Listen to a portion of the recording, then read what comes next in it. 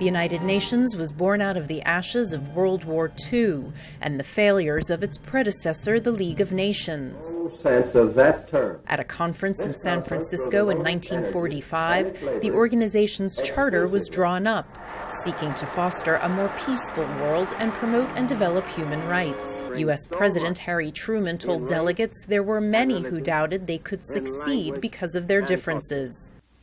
But these differences were all forgotten in one unshakable unity of determination to find a way to end war. That October, the United Nations was officially established after 29 of its first 50 member states ratified the charter. Today, there are 193 member states.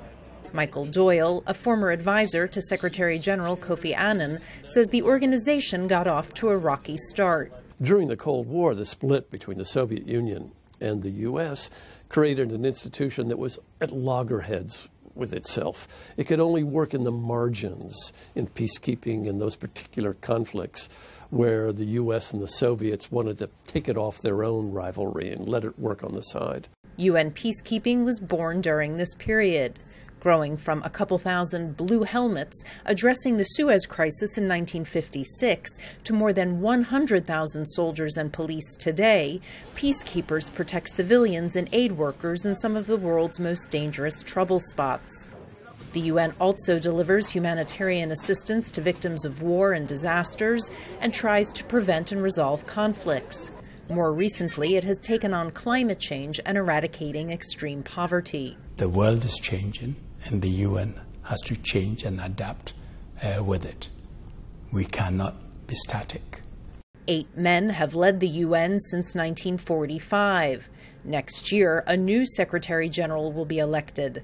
Many say it is time for a woman. There are also calls for organizational reform, particularly in the Security Council, where 5 countries hold veto power. The one thing everyone can agree about is that the Security Council, as it was framed in 1945, no longer represents the power structure of the year 2015.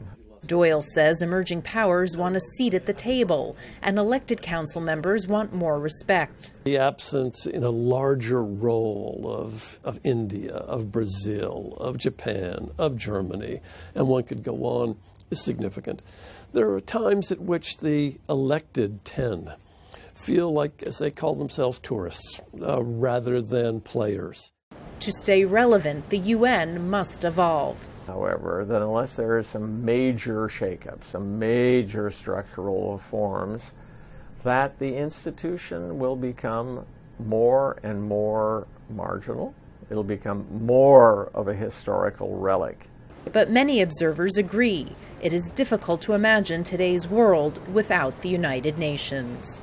Margaret Besheer, VOA News, the United Nations.